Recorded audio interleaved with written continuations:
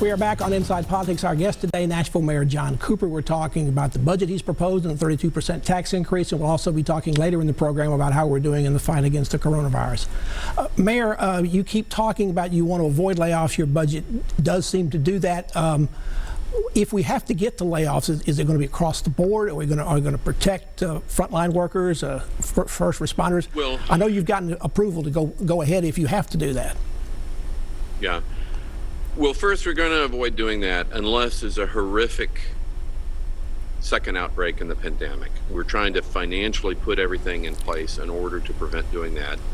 And then secondly, yes, you have to protect in a pandemic, in an emergency, you do always have to protect your public safety workers.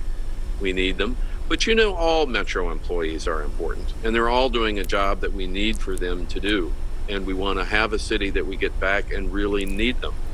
And it's not like any department in Metro was not feeling stretched by the budget over the past years. Look at the Parks Department. I mean, you know, they've been kept flat for years. This is not going to be an improvement for them. That's why we call this continuity of effort. We're just trying to keep the city together until we have a recovery, and we hope that's soon. Mayor, in terms of continuity of effort, that's under the state law. I believe that one reason why you did not, there was some talk about you cutting the school budget as much as $100 million. You didn't do that. Is that also because state law wouldn't let you? You're also not fully funding the 3% pay raise they got in January. You're making the schools still have to make those kind of cuts. Well, I think cuts is not the right word. The school department, due to being closed, will have a lot of internal savings and will have the ability to apply those savings to pay. Now, keeping the school system flat is a great achievement in this era. Half of our sales tax money goes to schools. So when the sales tax money disappears, inherently that school budget is really moving south in terms of how it's being funded.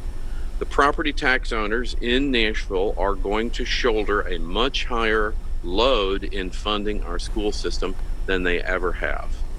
Well, that's a great statement, and the school system needs, I think, really to thank them for having that bigger share than we've ever had before as we replace the missing sales tax money to schools.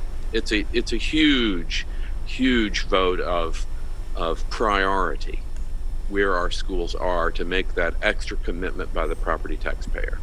Metro also every year gives contributions to a lot of nonprofits. You want to cut those at least 50%.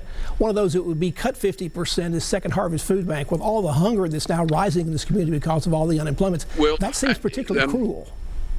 Yeah, I'm super glad you asked that question. That's not really accurate, I feel.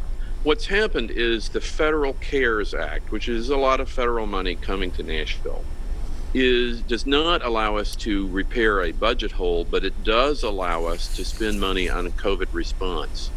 Many nonprofits that qualify as COVID responders, such as Second Harvest, will, I feel, receive even more money.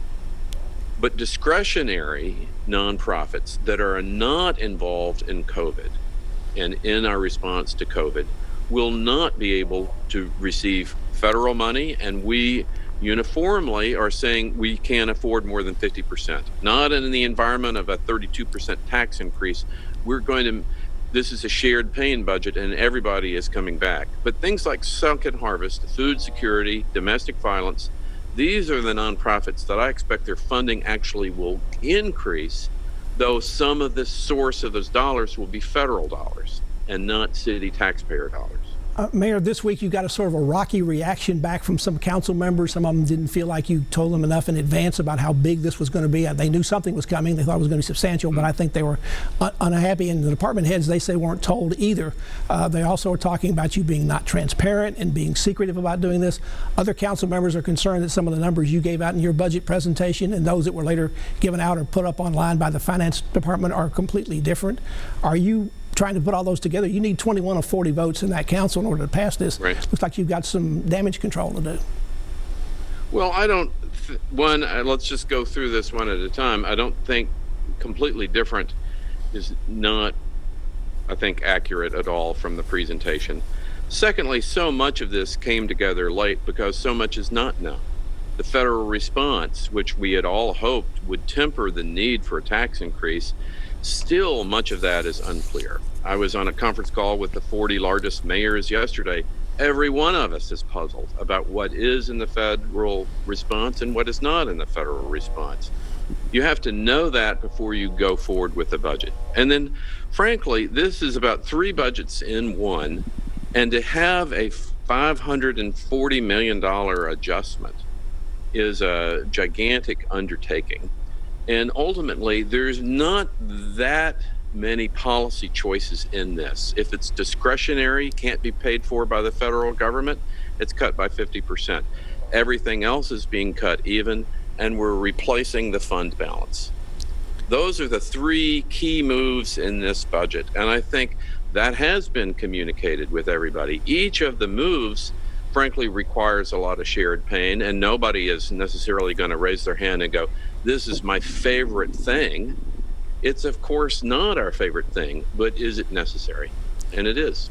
Mayor John Cooper is our guest on Inside Politics. We've been talking about his budget and 32% property tax increase request. In this last segment of the program, we'll turn to talking about our fight against the coronavirus after these messages.